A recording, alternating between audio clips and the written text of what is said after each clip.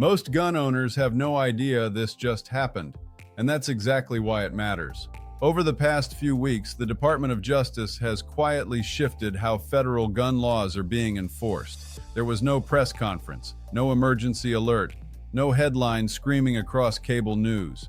But make no mistake, this change is real, it's already happening, and it affects how gun laws are applied nationwide.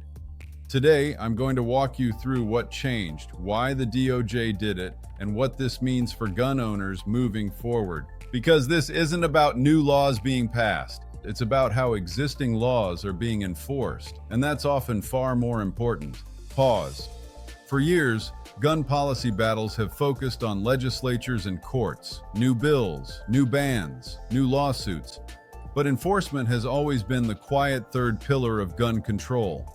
And enforcement is controlled almost entirely by the executive branch. And right now, the DOJ is recalibrating how aggressively it steps into gun cases. Here's what that means in plain English. The Department of Justice has issued internal guidance and policy direction, signaling a shift away from broad, aggressive federal intervention in certain gun prosecutions, particularly cases that are already being handled at the state level or that sit in legally gray areas after recent court rulings. This doesn't mean federal gun laws disappeared overnight. What it means is that the DOJ is being more selective about when it steps in, how it frames prosecutions, and which cases it chooses to prioritize. And that is a major shift. Pause. To understand why this matters, you need to understand how federal gun enforcement normally works. The DOJ doesn't enforce every gun law directly. Instead, it chooses specific cases that it believes can advance policy goals, set precedent, or send a message. Those cases then ripple outward, influencing how other agencies, courts, and even states behave. When the DOJ pulls back, even slightly, it changes the entire enforcement climate. And that's exactly what's happening now. And this shift is happening for three reasons. First, federal courts have become increasingly hostile to broad gun restrictions after the Supreme Court's recent Second Amendment decisions. Prosecutors are losing cases they once assumed were automatic wins. Second, conflicting lower court rulings have created legal uncertainty. The DOJ does not want to push cases that could produce bad precedent, especially precedent that limits federal power. And third, the political cost of aggressive enforcement has increased. High-profile losses in gun cases weaken the DOJ's credibility and fuel further challenges. So instead of charging forward, the DOJ is adjusting course. Pause. Here's where gun owners need to pay attention. A pullback in enforcement does not mean you are safer legally. In fact, it often means the opposite.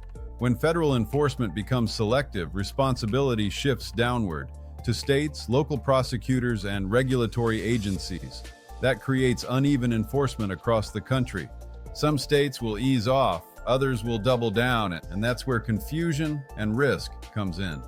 Two gun owners engaging in the exact same conduct could face completely different legal outcomes depending on where they live and which authority decides to act. That inconsistency is already happening. Pause. Another major implication of this DOJ shift is how it affects future gun cases.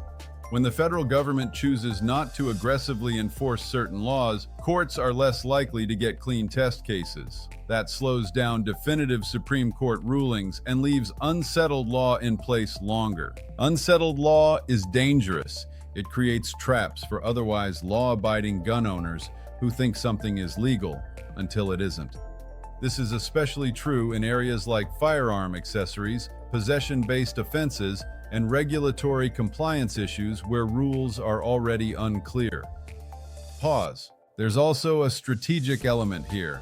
By stepping back publicly but maintaining enforcement authority quietly, the DOJ preserves flexibility. It can re-engage later, change posture again, or selectively target cases that fit its preferred narrative. That uncertainty benefits regulators, not citizens. Gun owners thrive on clarity, regulators thrive on ambiguity, and right now, ambiguity is increasing. Pause. So what should gun owners actually take away from this? First, don't confuse reduced enforcement with expanded rights. Your rights come from courts and the Constitution, not from temporary enforcement restraint. Second, understand that enforcement risk is becoming more localized. State law, local prosecutors, and regional courts matter more than ever. Third, pay attention to legal updates even when there's no dramatic headline. The most important changes often happen quietly. And finally, recognize that this DOJ shift signals caution, not surrender. Federal gun enforcement hasn't disappeared, it's repositioning. Pause. This is why the next year matters so much. As courts continue to clarify the limits of gun regulation, enforcement strategies will continue to change. Some shifts will benefit gun owners, others will create new risks. The key is awareness, because the biggest threat to lawful gun ownership isn't always new legislation. Sometimes it's how the law is enforced when nobody is watching. Pause. If you want to stay ahead of these changes, make sure you're following reliable legal analysis, not panic headlines and not political theater. Because in gun law, what happens quietly often matters far more than what happens loudly. And this DOJ shift is a perfect example. Pause. If you found this breakdown useful, consider subscribing so you don't miss future updates. These enforcement changes evolve quickly, and understanding them early can make all the difference. Stay informed, stay lawful, and I'll see you in the next update.